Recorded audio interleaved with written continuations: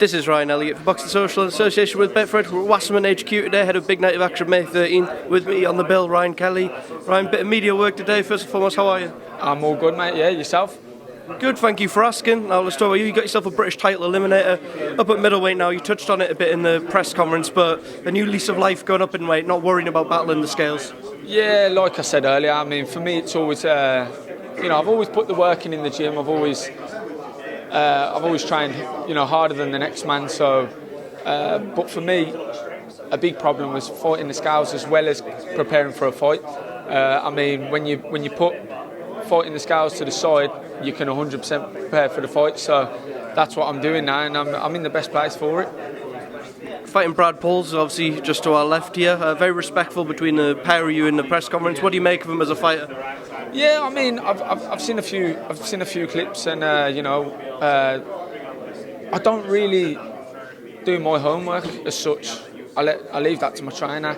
I'll let him do the homework, and then he comes up with a game plan. So I just box to instruction, and I believe I've got the tools to do the job on May 13th. I find it interesting you say that, because some fighters, they like to see themselves, they'll watch a load of tape, and some fighters are like you where they're like, look, I just trust my team. Does that just all come down to the bond in your team and knowing they'll look out for your best interests? Yeah, I mean, it's always good, believing in the man in your corner. That's a big, advantage. But again, what's the point of me watching him? What am I going to do? Run off and say I'm not fighting him? There's no point. Yeah, I can see things he does wrong or things that I might be better at, but at the same time, I'll figure it out. I've got the rounds to figure it out. So, and again, the man over there is going to come up with a good game plan.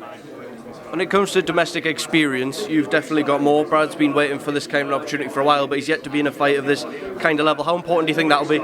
Yeah, I can go on about my past experience, but I know it will play a huge part.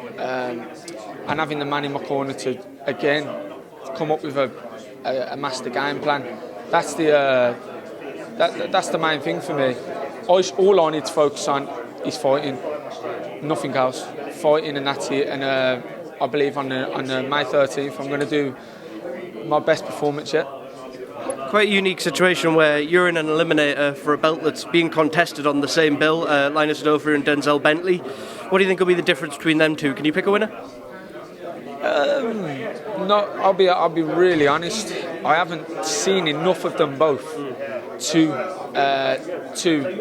come up with a winner. I wouldn't want to, just say. But yeah, I think it's going to be a cracker. Obviously, I'm focusing on getting my job done so I can fight the winner of those two. Because that prestigious Lansdale bout's up for grabs, and it's one title that I really have had my eyes on since I started professional boxing. Is it kind of a weight off your mind? Fighters around domestic level, particularly in the last couple of years, have struggled to get a string of fights, but you've got a big fight in front of you now, and it's all on you that if you win, you've got an even bigger one waiting. Yeah, it's more motivation. I mean, it's just that it's like you don't look through fights. I would never look past Brad, never. But at the same time, you're winning. You're winning, and then you're winning just by fighting for a British title. So, I mean, it does give you that extra motivation. But it does, yeah. Right, Ryan, good luck, and thank you for speaking to Boxing Social.